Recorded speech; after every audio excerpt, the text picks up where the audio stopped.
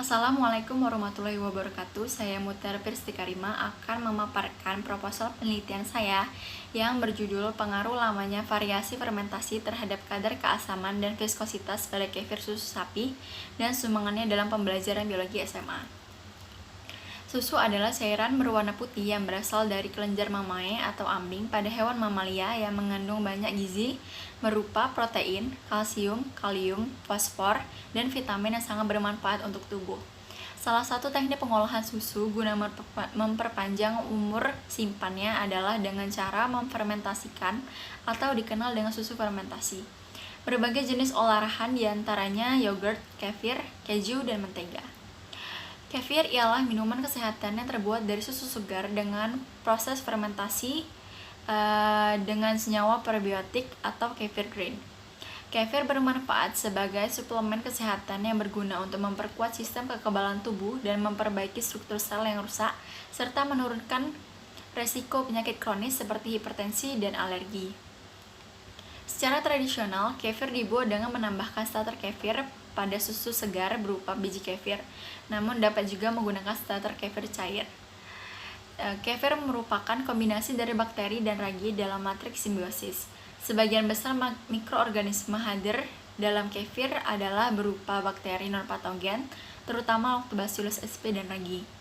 Selain dibuat dari susu sapi, kefir juga dapat dibuat dengan menggunakan susu kambing.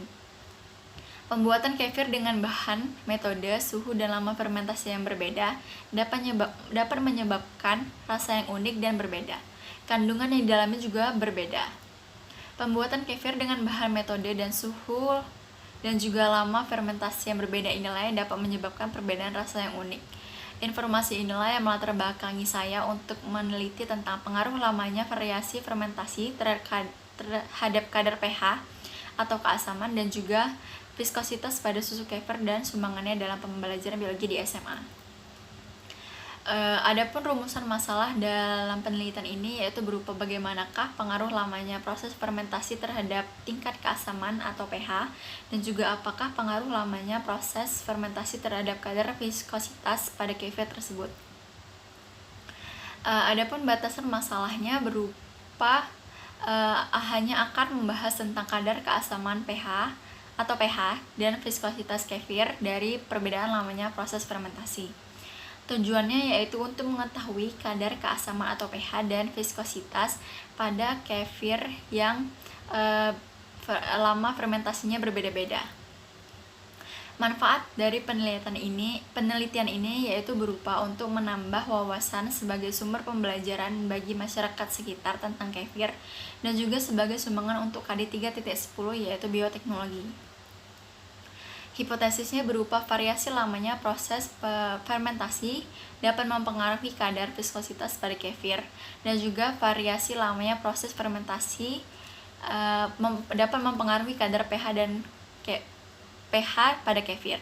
Hipotesis awal yaitu hipotesis 1 yaitu variasi lamanya proses fermentasi tidak mempengaruhi kadar viskositas pada kefir dan juga variasi lamanya proses fermentasi tidak dapat mempengaruhi kadar pH dan pada kefir.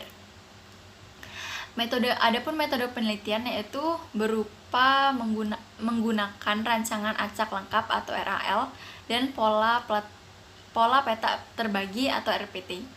Adapun tempat dan waktu dari penelitian ini dilakukan di Jalan Urip Sumoharjo, Lorong Kedamaian 1, RT 14 RW 10 nomor 36B.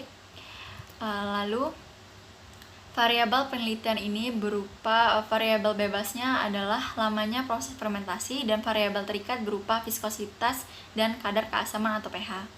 Alat dan bahan yang digunakan dari penelitian ini yaitu berupa wadah kaca atau botol yang memiliki tutup plastik, saringan plastik, sendok kayu atau sendok plastik, timbangan digital.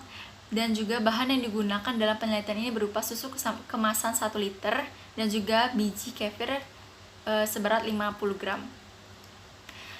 Adapun prosedur penelitiannya, yang pertama adalah susu yang digunakan sebanyak 10 liter dan dipanaskan pada suhu 71,7 sampai 75 derajat Celcius selama 15 sampai 16 detik kemudian didinginkan pada suhu kamar sampai mencapai suhu 20 sampai 22 derajat Celcius. Kemudian biji kefir ditimbang seberat 50 gram, lalu dimasukkan ke dalam 1 liter susu dan diaduk perlahan sampai larutan menjadi homogen.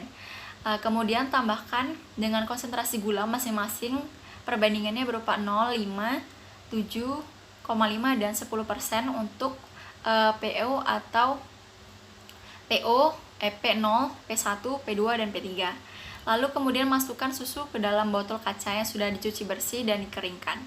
Lalu tutup rapat dengan tutup wadah atau kain. Simpan di tempat yang gelap dan terhindar dari sinar matahari langsung. Pada setiap perlakuan, susu diinkubasi pada suhu 30 derajat Celcius atau suhu kamar dengan lama inkubasi yaitu 12, 16, 20, dan 24 jam. Setelah fermentasi total 24 jam, saring kefir dengan menggunakan saringan plastik dan aduk dengan hati-hati dengan menggunakan spatula atau sendok dari kayu ataupun plastik. Hasil yang menyangkut di saringan adalah kefir grains yang dapat digunakan dalam penelitian selanjutnya. Penentuan kadar pH yaitu pengukuran pH kefir susu berpedoman pada Standar Nasional Indonesia atau SNI. pH meter dicelupkan ke dalam kefir susu kambing.